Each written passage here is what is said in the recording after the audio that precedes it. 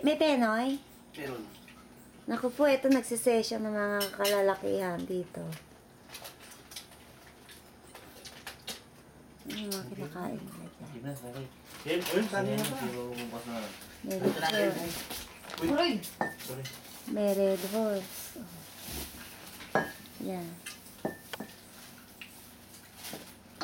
Ikaw, kumain.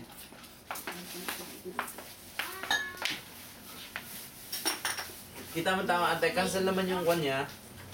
Yung date niya. Cancel ba? Cancel na yung date mo? Hindi, hindi cancel. Wala. Laban.